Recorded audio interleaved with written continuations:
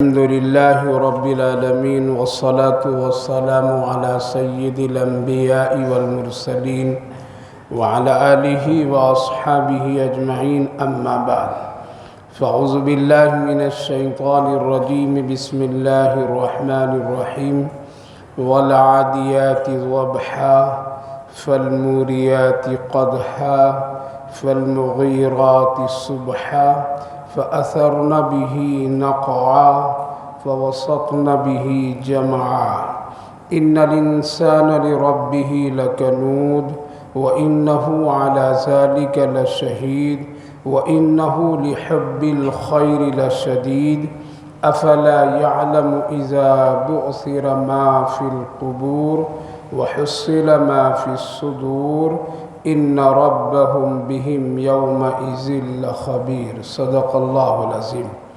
بزرگوں اور دوستو، اللہ رب العالمین کا شکر، اس کا احسان ہے کہ اللہ تعالیٰ نے آج ہم سب کو نماز تراویح جماعت کے ساتھ اس سال کی رمضان المبارک کی آخری تراویح پڑھنے کی توفیق مرحمت فرمائی۔ یہ آخری تراویح کل انشاءاللہ چاند کی خبر اور اب پکی ہو گئی ہے، اور منگل کو انشاءاللہ عید الفطر کی نماز ادا کی جائے گی۔ تو اس سال کے اعتبار سے اور اس رمضان المبارک کے اعتبار سے یہ آخری تراویح پڑھی گئی ہے آج، اور اس کے حساب سے آج تفسیر بھی تراویح کے بعد یہ آخری ہے۔ اللہ ہم سب کو بار بار ایسی توفیق عطا فرمائے، آپ سب کی ہم سب کی عمروں میں اللہ برکت عطا فرمائے، خیر عطا فرمائے۔ ماشاءاللہ پورے قرآن کریم کہ جہاں جہاں مناسب ہوا اور جہاں جہاں اللہ نے توفیق دی، وہاں سے کچھ نہ کچھ باتیں میں نے سورہ فاتحہ یعنی پہلے جز سے لے کر کے 30ویں جز تک کے آج آخری ترتیب سے پہنچا ہوں۔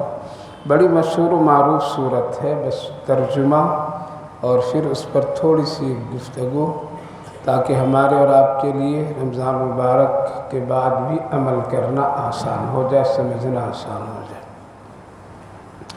یہ سورت سورہ عادیات کہتے ہیں، مکۃ المکرمہ میں نازل ہوئی ہے۔ نماز میں ہم لوگ سنتے رہتے ہیں، حضرات ائمہ کرام پڑھتے ہیں اس کے برابر، والعادیات ضبحا۔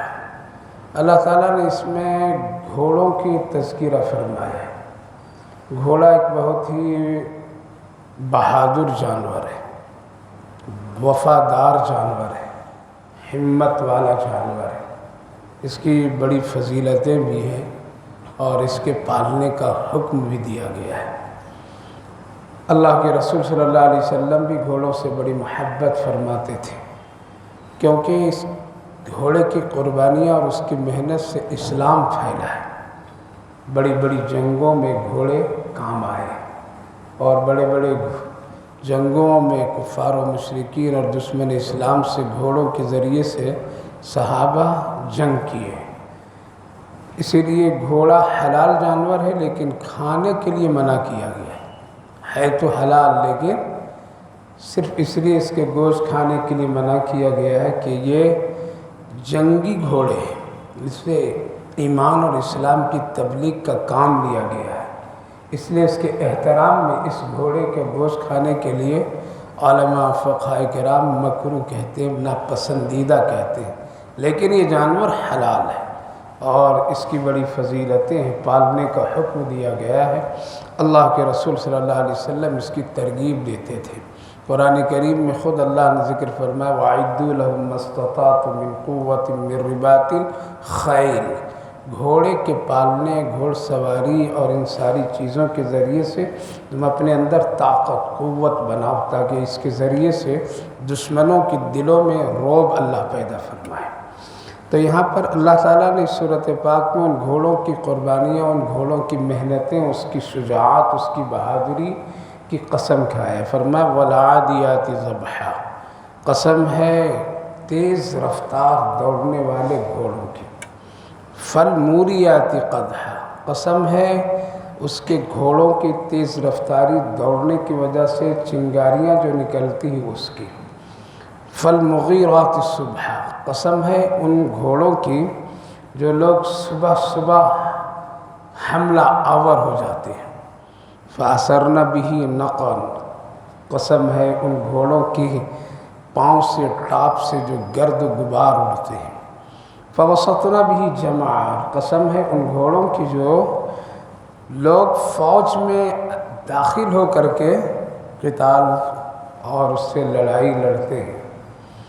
آگے ان قسموں کے کھانے کے بعد اللہ فرمایا اِنَّ الْإِنسَانَ لِرَبِّهِ لَكَنُودٌ، بے شک انسان اپنے رب کا ناشکرا ہے، یعنی شکر ادا نہیں کرتا انسان۔ وَإِنَّهُ عَلَى ذَلِكَ لَشَهِيدٌ، جبکہ وہ اپنے ان ساری چیزوں پر گواہ خود ہے۔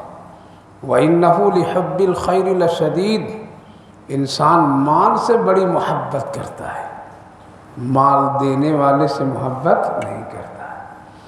افلا یعلم ما بؤثر ما فی القبور، معلوم ہو جائے گا تم کو جس سے تم نے محبت کی ہے جب تم قبر سے نکالے جاؤ گے۔ وحصل به ما فی الصدور، اور تمہارے سینے میں جو کچھ ہے وہ سب ظاہر ہو جائیں گے، کچھ چھپا نہیں سکو گے۔ ان ربهم بهم یومئذ لخبیر، بے شک تمہارا رب اس دن کے بارے میں خبر رکھنے والا ہے، یعنی جب یہ حالات آئیں گے۔ کیا معلوم ہوا اس سے؟ یہ گھوڑوں کی دوڑ، گھوڑوں کی تیز رفتاری، اس کی بہادری، اس کی شجاعت کے بارے میں اللہ کیا بتانا چاہ رہا ہے؟ اور پھر کہہ رہا ہے اللہ تعالیٰ کہ انسان ناشکرا ہے، اپنے رب کے نافرمان ہے، ناشکری کرتا۔ کیوں؟ اللہ نے ایک مثال دی گھوڑے کی کہ دیکھو گھوڑا ایک آدمی پالتا ہے، کھلاتا پلاتا ہے، خوب اپنے ساتھ اس کو رکھتا ہے، جنگ کے لیے تیار کرتا ہے مجاہد، ہزاروں فوج کے درمیان میں گھوڑے پر سوار ہو کر کے جاتا ہے۔ گھوڑا جانتا ہے کہ میں خطرے میں جا رہا ہوں، میری جان کیا ہے؟ خطرے میں، میرا مالک لے جا رہا ہے۔ میرا مالک جو ہے اتنے دن سے کھلایا پلایا، میری پرورش کیا، اب جہاں وہ لے جا رہا ہے وہ جنگ کی حالت میں، وہاں دشمن ہوں گے، مجھے کاٹیں گے، میرے پاؤں توڑیں گے، میرے سر پر تیر برسائیں گے، تلوار لگائیں گے، جان کا خطرہ ہے، لیکن پھر بھی وہ گھوڑا اپنے مالک کی وفاداری میں کیا کرتا ہے؟ چلتا ہے، کہیں رکتا نہیں ہے، کہیں رکنا نہیں، بڑی تیزی کے ساتھ جاتا ہے، بہت تیزی کے ساتھ بھاگتا ہے، جانتا ہے کہ ہمارا خطرہ ہے وہاں، ہم کو لوگ نشانہ بنائیں گے۔ اور بے شک بہت سارے ایسے واقعات حالات ہیں، اللہ تعالیٰ کبھی کبھی بڑے سے بڑے کام انسان سے نہیں دیا بلکہ جانوروں سے دیا۔ بیت اللہ شریف کے ڈھانے کے وقت میں حفاظت کے لیے پرندوں سے اللہ نے کام لی۔ الم تر کیف فعل ربک باصحاب الطیر الابابیل، لیا نے جو ابرہہ بادشاہ جو تھا، وہ جو بیت اللہ کو ڈھانے کے لیے آیا تھا، شہید کرنے کے لیے، اس کے پاس ایک ہاتھی، اس کا نام محمود تھا۔ جب وہ قافلہ لے کر کے بیت اللہ کی طرف بڑھنے لگا تو وہ ہاتھی آگے نہیں جانے لگا، بیٹھ گیا، اٹھ نہیں رہا تھا، نہیں اٹھ رہا تھا۔ اس ہاتھی کے جو چلانے والا تھا اس نے کان میں جا کر کے کہا یہ ظالم تم کو اللہ کے گھر کی طرف لے جا رہا، ہرگز نہیں جانا۔ صرف کان میں بولا، وہ ہاتھی بیٹھ گیا، کبھی نہیں اٹھا، ہزاروں کوشش کیا۔ وہ جانتا تھا کہ اللہ کی نافرمانی میں اگر میں چلا گیا تو میری بھی پکڑ ہوگی، میری بھی پکڑ ہوگی۔ اللہ کے رسول صلی اللہ علیہ وسلم ایک مرتبہ کھڑے ہیں، ابھی آپ کی عمر کم ہے، بچپنا ہے، ابو جہل ادھر سے آتا ہے، اپنے اونٹ پر سوار ہوتے ہوئے دیکھا کہ محمد ہے، کہا کہ آؤ بیٹا بیٹھ جاؤ، پیچھے بیٹھا دیا۔ اللہ کے رسول صلی اللہ علیہ وسلم بیٹھیں گے، اونٹ بیٹھے کے بیٹھے رہ گئے، نہیں جانے لگے، نہیں جانے لگا۔ کہا کہ کیا ہو گیا محمد؟ کہا کہ ہوا یہ کہ آپ ہم کو پیچھے کیوں بیٹھائیں، ہم کو آگے بیٹھائیے تبھی اونٹ چلے گا۔ کہا کہ تیرا جادو یہاں سے شروع ہو گیا۔ اللہ جانور بھی احترام کرتا تھا نبی پاک علیہ السلام۔ جب حضرت حلیمہ سعدیہ نبی پاک علیہ السلام کو لے کر کے چلی ہے اپنے گھر کی طرف، اس کے بعد تفصیلات ہیں، تو پہلے شوہر بیٹھے اونٹ پر، پھر اللہ کے رسول کو گود میں لے کے اپنے بیٹھے، اونٹنی نہیں اٹھی، نہیں چلنے لگی، بہت پریشان ہوئی، کیا ہو گیا، کیا ہو گیا؟ تو حضرت حلیمہ سعدیہ بڑی سمجھدار تھی اور وہ دیکھ کر کے پیشان یہ بچہ ایسا ویسا نہیں ہے، اس نے کہا کہ میرے شوہر شاید غلطی ہو رہی ہم لوگوں سے، اس بچے کو آگے لے کر کے آپ بیٹھیے تبھی اونٹنی شاید چلے گی۔ جو ہی رسول اللہ کو آگے بیٹھا اونٹنی پر چلنے لگی۔ تو کل جانور بھی قدر کرتے تھے، جانوروں کو بھی معلوم ہے یہ اللہ کا گھر ہے، یہ اچھے لوگ ہیں، یہ کام نہیں کرنا چاہیے، کرنا چاہیے۔ لہٰذا ایک گھوڑا اپنے مالک کے لیے اتنی وفاداری کر رہا ہے جبکہ اس نے پیدا نہیں کیا، صرف وہ کھلا رہا ہے چارہ، اور تو کچھ نہیں کیا، پیدا تو نہیں کیا یہ، لیکن ایک پرورش کر رہا ہے، کھلا رہا ہے، اس کو دیکھ ریکھ کر رہا ہے۔ لیکن جب جنگ میں جہاں پر میں تیر و تلوار اور جہاں پر جان کے خطرے ہیں، اللہ خود فرما رہا وہاں گھوڑا پیچھے نہیں ہٹتا ہے، ہمت کے ساتھ آگے بڑھتا ہے، دشمن سے لڑتا ہے، مقابلہ کرتا ہے، فوج میں داخل ہو جاتا ہے، ذرا بھی جھجکتا نہیں ہے، اپنے مالک کی نافرمانی کرتا ہے۔ اے انسانوں، تم کو تو میں پیدا کیا، تم کو کھلاتا بھی ہوں، پلاتا بھی ہوں، پوری زندگی تیری نگہبانی نگرانی کرتا ہوں، پھر بھی تم میری بات نہیں مانتے ہو۔ جانور مانتا ہے اپنے مالک کا، لیکن تم میرا بات نہیں مانتے ہو۔ اللہ نے اس لیے اس مثال کو لایا اس سورۃ پاک میں اور تقابل کیا کہ کیا تم گھوڑے سے بھی بدتر ہو جب تم کو ہم نے اشرف المخلوقات بنایا، ہم تم کو کھلاتے ہیں، تم ذرا غور کرو، ہم نے تم کو ناپاک پانی کے قطرے سے خوبصورت حسین چہروں کے ساتھ پیدا کیا، تم کو چلنے کی طاقت دیا، دماغ دیا، تب تم کچھ کر رہے ہو۔ اگر یہ دماغ نہیں ہوتا تو نہ تم پڑھ سکتے تھے، نہ لکھ سکتے تھے، نہ کوئی دنیا کا کوئی کام تم کر سکتے تھے، تم ایک پاگل مجنون ہوتا، تم کو ناپاکی اور پاکی میں فرق کرنے کی صلاحیت نہیں ہوتی۔ اتنی بڑی بڑی نعمتیں اور قیمتی چیزیں دیا، ان الانسان لربہ لکنود، پھر بھی تم نہ شکرا ہو اپنے رب کی۔ تم کو تو چاہیے کہ گھوڑے سے بھی زیادہ اپنے رب کی فرما بردار بننا چاہیے۔ تمہاری جان ہم تم کو نہیں مانگ رہے ہیں، تم سے سجدہ مانگ رہے ہیں، تم میری فرما برداری کرو، میرے رسول کی بات مانو، حلال و حرام کی کیفیت کو سمجھو، شرک بدعت سے بچو، میرے ساتھ کسی کو شریک نہ بناؤ، میرے بنائے ہوئے قانون کی خلاف ورزی نہ کرو، میری کتاب کی توہین نہ کرو۔ یہی تو اللہ کہہ رہا ہے، اور کیا کہہ رہا ہے؟ کھاؤ، خوب کھاؤ، لیکن صحیح کھاؤ، اچھا رہو، محبت کے ساتھ رہو، لڑائی جھگڑے فساد مت کرو۔ لہٰذا اگر ایک گھوڑا اپنے مالک کا جان کو خطرے میں ڈال کر کے اس کی اطاعت کرتا ہے تو تم گھوڑے سے بھی زیادہ اعلیٰ اور افضل ہو۔ لہٰذا تم کو اپنے رب کی ماننی چاہیے، ہر حال میں ماننی چاہیے، دکھ میں بھی، خوش میں بھی، ہر حال میں اپنے رب کی اطاعت فرما بردار، اور اگر نہیں تو پھر تیرے اور گھوڑے میں کوئی فرق نہیں رہ جائے گا۔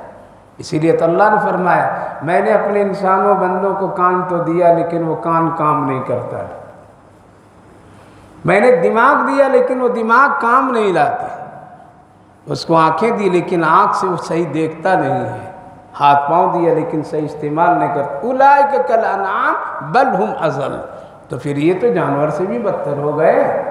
اس لیے میرے بھائی بزرگوں، اس سورۃ پاک کے ذریعے سے گھوڑوں کی اس محنت، اس کی کوشش اور اس کی وفاداری، فرما برداری جو مالک سے کرتا ہے، اس کی مثال دے کر کے اللہ بتا رہا ہے تم تو گھوڑے سے بھی اچھا ہو نا، گھوڑے سے بھی تو اچھا ہے، گھوڑے سے بھی زیادہ تیرے لیے میں نے عزت بخشی ہے، تیری شرافت ہے، اس لیے تم بھی اپنے مالک کا فرما بردار بنو، اپنے مالک کا اطاعت کرو، اپنے مالک کا شکر گزار بندہ بنو، نہ شکری مت کرو۔ ان الانسان لربہ لکنود وانہ علی ذلک لشہید وانہ لحب الخیر لشدید، تم مال سے بڑی محبت کرتے ہو، خوب محبت کرتا ہے انسان مال سے، یعنی مال سے محبت کے لیے وہ جان بھی خطرے میں ڈال دیتا ہے، چوری کرنے کے لیے، چور چوری کرنے کے لیے جاتا ہے تو اس کو معلوم ہے کہ ہم پکڑے جائیں گے تو میری جان کا خطرہ ہے، لیکن مال کی محبت میں جا رہا ہوں۔ ایک آدمی بلڈنگ کی تعمیر کر رہا ہے، جانتا ہے کہ اگر وہاں سے ذرا سے پھسل جائیں گے تو میری موت ہے، لیکن اس کو کس نے مجبور کیا؟ مال کی محبت نے مجبور کر دیا۔ لہٰذا وہ آدمی اتنی محنت جو کر رہا ہے کس کی وجہ سے؟ مال کی محبت سے، لہٰذا آ جاتا ہے تب بھی وہ محبت اتنی کرتا ہے کہ وہ چاہتا ہے کہ یہ خرچ نہ ہو، صدقہ زکوٰۃ خیرات اللہ کے راستے میں نہ لگے، یا پھر اپنے ہی صحیح حلال طریقے سے کھانا پینا نہ کرنا لگے۔ محبت کی وجہ سے وہ بخیل بن جاتا ہے، محبت کی وجہ سے وہ اپنے کو مال کو بالکل چست چست کر کے رکھنے لگتا ہے، اس کے مال سے پھر کسی کو فائدہ نہیں پہنچتا ہے، یہاں تک کہ بیوی بچوں کو نہیں پہنچتا ہے۔ اتنی محبت تم مال سے کر رہے ہو لیکن مال دینے والے سے تم نہیں کرتے ہو۔ حالانکہ ہونا تو یہ چاہیے تھا کہ جو دیتا ہے اس سے محبت زیادہ کی جائے، جو دیتا ہے اس سے زیادہ محبت کی جائے، وہ ہے لائق محبت، اس کی محبت ہی سے ہم کو مال مل رہا ہے۔ لہذا حضرت شیخ سعدی علیہ رحمہ اسی لیے کہا کرتے تھے، دین کے اجالے میں روزی تلاش کرو، دین کے اجالے میں روزی تلاش کرو، محنت کرو، کوشش کرو، اور جب رات ہو جائے تو رات کے اندھیریوں میں اپنے روزی دینے والے مالک کی تلاش کیا کرو، یعنی کبھی کبھی شکر ادا کرو رات کی تنہائیوں میں اٹھ کر کے، اے اللہ دن میں میرا یہ کام ہے ذرا آپ کر دیجئے، اے اللہ یہ روزی کا مسئلہ ہے ذرا حل کر دیجئے، اے اللہ ذرا ہم کو اس طرح پریشانی ذرا کر دیجئے، اس کو منا لو، روزی کے راستے کیا ہوں گے؟ آسان ہو جائیں گے۔ تو اللہ نے فرمایا مال دینے والے سے محبت نہیں بلکہ مال سے بڑی محبت، جبکہ یہ ساری چیزیں رہ جاتی ہیں، کوئی ساتھ نہیں جاتا۔ اسی لیے اللہ کے رسول نے فرمایا جو کھایا تیرا، جو پہنا تیرا، جو کفن لیا تیرا۔ آگے اللہ فرمایا اگر تم کو اس کی حقیقت دنیا میں نہیں معلوم تو کب معلوم ہوگا؟ افلا یعلم اذا بعثر ما فی القبور، جب تم قبر سے اٹھائے جاؤ گے تب تجھے معلوم ہوگا۔ اس وقت تو سب کو معلوم ہو ہی جائے گا۔ اس لیے زندگی کے دو نقشے ہیں میرے بھائی بزرگ، جو چیز آتی ہے وہ چلی جاتی ہے یا نہیں؟ رمضان آیا گیا ہے نہیں؟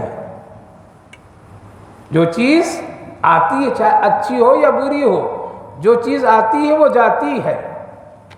انسان آیا ہے تو اس کا جانا بھی طے ہے۔ جو چیز عروج میں جاتی وہ گھٹتی بھی ہے۔ رمضان جب آیا تو ہم لوگ کہہ رہے تھے آج یہ پہلی تراویح ہے، کیا کہہ رہے تھے؟ اور آج کیا کہہ رہے ہیں؟ یہ آج آخری تراویح ہے۔ یہ جملہ، یہ انداز یہ بتا رہا ہے انسان تیرا بھی ایک دن آخری ہے تو آیا ہے تو، لہٰذا ہر ایک چیز کی ابتدا بھی ہے اور ایک چیز کی انتہا بھی ہے۔ بچپنا تھا تو کہا گیا بچپنا کا ہے، جوان ہوا تو کہا گیا جوان ہے، بوڑھا ہوا تو کہا گیا یہ بزرگ بوڑھا ہے۔ یہ تبدیلیاں راتوں دن ہمارے اور آپ کے سامنے جو ہوتی رہتی ہے، پھر بھی عبرت نہ لے انسان اور آخرت کو بھول جائے، اللہ کو بھول جائے تو پھر وہ قبر کے بعد پتہ چلے گا جب اٹھے گا میدان محشر میں۔ اللہ فرمایا وَحُصِّلَ مَا فِي الصُّدُورِ، اس وقت تم جو کچھ سینے میں چھپا رکھے ہو وہ سب ظاہر ہو جائیں گے۔ نہیں ہم چھپا لیں گے، نہیں بولیں گے، نہیں بولیں گے نہ، یا بولیں گے تو جھوٹ بول کر کے چلے جائیں گے، اللہ سے بھی جھگڑا کر لیں گے، نہیں بولا ہوں، نہیں کیا ہوں۔ تو اللہ نے فرمایا الْيَوْمَ نَخْتِمُ عَلَىٰ أَفْوَاهِهِمْ وَتُكَلِّمُنَا أَيْدِيهِمْ وَتَشْهَدُ أَرْجُلُهُمْ، تم جھوٹ بولو گے تو زبان بند کر دوں گا، مہر لگا دوں گا، یہاں پہ ہاتھ بولے گا جو گناہ ہاتھ سے کیا تھا، پاؤں سے جو گناہ کیا پاؤں بولے گا۔ اب کیا کرو گے؟ اور اس کی مثال اور اس کو سمجھنا آج آسان ہے۔ بے جان چیزیں آج بول رہی یا نہیں بول رہی؟ موبائل میں جان ہے لیکن بول رہی۔ آپ کہیں گے اس میں مشینیں لگی، کون لگایا ہے؟ نہیں، وہ سائنسدانوں نے اس کو تیار کیا ہے۔ سائنسدانوں کو عقل کس نے دی؟ کس نے دی؟ فونوں پہ ہم گفتگو کر لیتے ہیں، کہتے ہیں سائنسدان اور زمانے کی ترقی ہے، لیکن اگر ہوا کے رخ بدل جائے تو کیا کہتے ہیں؟ ٹاور ٹھیک نہیں، یہاں فیل ہو رہا ہے، ذرا طوفان آ گئی، بارش آ گئی۔ پتہ یہ چلا کہ کیا ہے؟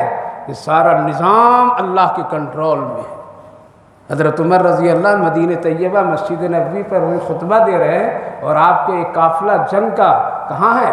بہت دور ہے، کئی کوسوں میل پر ہے، مصر کے قریب میں ہے۔ آپ کو کشف ہوا تو یہی سے آپ نے بولے یا ساریۃ الجبل، یعنی ایک فوجی کمانڈر پہاڑ کے دامن کو ہرگز مت چھوڑنا۔ کہتے ہیں حضرت سعد ابن ابی وقاص کہ میرے کان میں حضرت عمر رضی اللہ عنہ کی آواز پڑی اور ہم لوگ سنبھل گئے۔ کہاں؟ مدینہ، اور وہاں کوئی مشین نہیں تھی، کوئی ٹاور نہیں تھا، کیا تھا؟ ایمان کا ٹاور تھا صرف، بس اللہ نے بات کو بات پہنچا دی۔ تو آج یہ ہم کہہ لیں گے کہ نہیں وہ ترقی، وہ پڑھا یونیورسٹی میں، وہ ڈگریاں فلاں فلاں، وہ سائنسدانوں کا کمال ہے۔ ارے سائنسدانوں کو عقل کس نے دی؟ جس نے ٹرین کو دیکھا تو دیکھتے رہ گیا، کہا کہ یہ کیسے چلتی؟ تو ایک دوسرے نے کہا کہ یہ دیکھو وہ ہری جھنڈیاں ایسے سے ہلاتا ہے نا، اس کی وجہ سے چلتے ہیں، اس میں یہ کمال ہے، وہ ہلا دیتا ہے تو گاڑی چلتی ہے، وہ لال دکھا دیتا ہے تو پھر رک جاتی ہے۔ کہا کہ واقعتاً یار اس میں بھی کمال، لیکن دوسرے نے کہا کہ نہ، اس سے کمال نہیں ہے، وہ ہلاتے رہے لیکن اگر انجن ٹھیک نہ ہو تو گاڑی چلے گی۔ پتہ چلا کہ یہ مشین کی کمال ہے۔ کس کے کمال ہے؟ مشین کی۔ کہا کہ ہاں بھائی لگ رہا ہے مشین کی کمال ہے۔ تو دوسرے نے پھر کہا کہ نہیں، مشین کی بھی کمال نہیں، یہ کمال کس کے ہیں؟ یہ ڈرائیور کی کمال ہے۔ مشین ٹھیک، وہ ہلا بھی رہا، یہ چلائے گا نہیں تو گاڑی انجن ٹرین چلے گی نہیں۔ کہا کہ ہاں بالکل لگ رہا ہے انسان بڑا مضبوط ہے اور یہی ہے سب سے اچھا، اس کے سوا۔ تیسرے نے کہا کہ اس کا بھی کوئی کمال نہیں ہے، کمال اس کا ہے جس نے اس کو دماغ دیا ہے۔ کہاں جائیں گے؟ کدھر بھی گھوم لے، پوری دنیا مشرق و مغرب کر لے، کہنا پڑے گا کہ میرا رب ہے، رب ہے، دماغ دیا تو بنایا، دماغ دیا تو چلا، دماغ ہوا تو، اگر نہیں تو پھر ایک دن پتہ اللہ فرمایا ان ربہم بہم یومئذ لخبیر، تمہاری پوری زندگی کے خاکہ اللہ کو اس کی خبر ہے، ہر دن ہر پل گھڑیوں کی۔ خلاصہ یہ ہے سورۃ پاک کی کہ جانور بھی اپنے مالک کی وفاداری کرتا ہے، ہم اور آپ انسان ہیں تو اس سے زیادہ اللہ کی وفاداری کرنی چاہیے۔ وفاداری کیا؟ اللہ جو کہا کیجئے، نماز پڑھیے، پوری زندگی پڑھتے رہیے، چھوڑیے نہیں۔ رمضانی مسلمان صرف مت بنیے بلکہ ہمیشہ کے رحمانی مسلمان بنیے، سچ ہمیشہ بولیے، ہمیشہ ماں باپ کی خدمت کیجیے، ہمیشہ بھائی بہنوں کے ساتھ محبت کے ساتھ رہیے، ہمیشہ اسلام کی پہچان اور وقار بنا کر کے رہیے، ہمیشہ ایک اپنی شریعت اور نبی پاک علیہ السلام کی سنت کو قریب کیجیے۔ یہی تو اللہ چاہتا ہے، اور کیا چاہتا ہے؟ اس کے بعد جب یہ کام کر لیں گے تو اللہ نے اعلان کیا ہے کہ ہم تجھے بہتر رکھیں گے۔ تو میرے بھائیو بزرگوں، جو چیز آتی ہے وہ جاتی ہے۔ رمضان آیا، کیا ہوا؟ چلا گیا۔ 2 دن کا مسئلہ، 1 دن کا مسئلہ، ہم بھی آئے، ہم بھی چلے جائیں گے۔ جس کی ابتدا ہے اس کی انتہا، جس کو زندگی ملی اس کو موت بھی ملے گی۔ دنیا ہے تو دنیا کے بعد دوسرا آخرت، سب کے جوڑے جوڑے ہیں۔ رات ہے تو دن ہے، روشنی ہے تو اندھیری، اندھیری ہے تو روشنی ہے، بیماری ہے تو صحت ہے، صحت ہے تو بیماری ہے نا، سب جوڑی جوڑی۔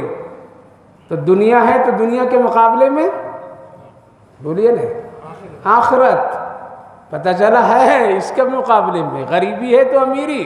دنیا میں اللہ کوئی چیز ایسی نہیں بنائے جس کی جوڑی نہ بنایا ہو، تو جب دنیا ہے تو ہم آخرت کو ایسے جوڑی کو بھول جا رہے ہیں۔ پتہ چلا کہ یہ دنیا بھی ہے تو اس کے مقابلے میں آخرت ہے، اور وہاں جانا ہے تو وہاں جانے کے لیے تیاریاں۔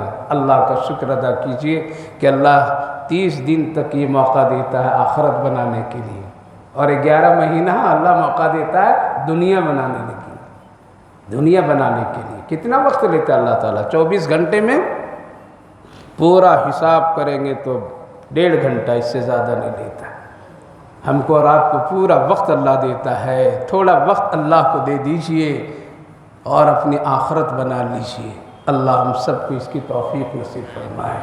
اللہ کا شکر ہے، بہت اچھا ماحول رہا، قرآن بھی بہت عمدہ پڑھا گیا، بہت عمدہ سنا گیا۔ اللہ نے جو ہم کو بھی توفیق دی، اسی حساب سے اللہ کے کلام پاک کی روشنی میں جو بھی باتیں کہی گئی اور سنائی گئی، اس مقصد سے کہ ہم لوگ دونوں مل کر کے عمل کریں، ایک ہی مقصد عمل کریں۔ اس لیے جو باتیں سنے ہیں اس پر عمل کیجئے، اور اس کو سناتے بھی رہیے۔ اس کو کیا کیجئے؟ سناتے بھی رہیے، اپنے گھروں میں اس کا تذکرہ کیجئے۔ دیکھو یہ دنیا ہے، جاؤ یہ سورۃ پاک کھول کر کے رکھ دیجئے، یہ دیکھو ایک گھوڑا ہے اور ایک انسان ہے، گھوڑا وفادار ہے اور انسان ایسا ہے۔ اس لیے یہ بھی بتا دیجئے ایک دنیا ہے اور ایک آخرت ہے۔ دنیا عارضی ہے اور آخرت، بس 1 منٹ کی ایک مثال دے دیتا ہوں، سمجھ لیجئے۔ اس رمضان کا پورا سبق ایک جملہ، ایک بہت بڑا خوبصورت محل بنا ہوا ہے، ٹھیک ہے، جس میں ساری دنیا کی نعمتیں رکھی ہوں، اور ایک اسی کے بازو میں کچی دیوار، کچے چھت کا گھر ہو، اس میں دنیا کی کوئی عائش و آرام کی چیزیں نہ ہو، ٹھیک۔ آپ گئے آپ کا آدمی ہے، آپ کے دوست ہیں، آپ کے کوئی بھی ہیں، وہ کہہ رہا کہ یہ دیکھو دوست، یہ 2 آفر ہیں تیرے لیے میں نے تیار کیا، یہ جو محل ہے جس میں دنیا کی ساری چیزیں ہیں، نعمتیں ہیں، یہ تیرے لیے میں بنایا ہوں، ٹھیک ہے؟ اور یہ بھی ایک کچی دیوار، کچے چھت، کچے مکان ہے، یہ چھوٹے موٹے سیدھے سادے، یہ بھی تیرے لیے میں گفٹ میں دینا چاہتا ہوں، لیکن دونوں کی 2 حیثیت ہے۔ یہ محل جو ہے نعمتوں سے بھرا پڑا ہوا ہے، اس میں صرف آپ کو 1 ہی مہینہ ٹھہرنے کے لیے دے رہا ہوں۔ کتنے دن؟ 1 مہینہ ٹھہریے، پھر آپ ہمارے حوالے کر دیجیے، یہ سمجھیے جیسے کرایہ دار۔ اور یہ جو مکان ہے کچی دیوار کا، کچی چھت کا، اور اس میں کچھ بھی نہیں ہے، یہ تم کو ہمیشہ کے لیے دے رہا ہوں۔ کیا کریں گے؟ کہتے ہیں نا، اپنا گھر چاہے چھوٹے ہی کیوں نہ ہو، وہ ہمارے لیے سکون کا ہے، کرائے کا گھر کتنا بڑا کیوں نہ ہو، اس میں ٹینشن ہر مہینے میں ہے کہ ایک دن نکلنا پڑے گا، کرایہ بھرنا پڑے گا۔ اپنا گھر ہے، جیسا ہے ٹوٹی پھوٹی جس طرح سے بھی ہے، اس کو بناتے رہیں گے، بن جائے گا ایک دن محل۔ اور اگر زمین ہی ہمارے نام کی نہ ہو تو کیا کریں گے؟ یہ جگہ ہماری نام سے نہ ہو تو ہم کیا کریں گے؟ تو جو سمجھدار آدمی ہوگا وہ کیا کہے گا؟ دوست یہ گھر رکھ لو، 1 مہینے کے لیے ہم تکلیف اسی میں برداشت کریں گے، بعد میں محنت کر کے اس کو اچھا ہم بنا لیں گے۔ بس دنیا اور آخرت کی یہی مثال ہے۔ ابھی دنیا ہمارے سامنے محل نظر آ رہا ہے، لیکن اپنا نہیں ہے۔ کس کا ہے؟ وَلِلَّهِ مُلْكُ السَّمَاوَاتِ وَالْأَرْضِ، اللہ کی۔ اور اللہ فرمایا آخرت تیری ہے، وہ ہمیشہ کے لیے ہے۔ تو اب کون سا گھر چوائس کریں گے؟ جو ہمیشہ کے گھر ہے، تو اس کو ہم کو بنانا پڑے گا۔ اللہ زمین دے دیا، کیا دے دیا؟ یہ جنت کی زمین تجھے دے دیا ہوں، اب دیوار تجھ کو بنانی ہے، چھت تم کو بنانی ہے، اس میں باغ و بہار تم کو لگانا ہے، کرنا ہے۔ کیسے کرو گے؟ پیسے سے نہیں، سجدوں سے کرو۔ کس سے کرو؟ میرے شکر سے کرو، میری اطاعت فرما برداری سے کرو۔ اس لیے میرے بھائی بزرگو، ہمیشہ کے گھر آخرت، دنیا کرایہ دار، جو کرایہ دار کے طور پر میں گزار دیجئے اللہ اور اس کے رسول کی اطاعت فرما برداری کر کے۔ یہی رمضان ہم سب کو پیغام دے کر کے جا رہا ہے۔ میں بھی آیا تھا بڑی شان کے ساتھ، لیکن مجھے جانا پڑ رہا ہے۔ ہم بھی آئے دنیا میں بڑی شان کے ساتھ، ایک دن سب کو جانا پڑے گا۔ اللہ ہم سب کو سمجھ اور عمل کی توفیق نصیب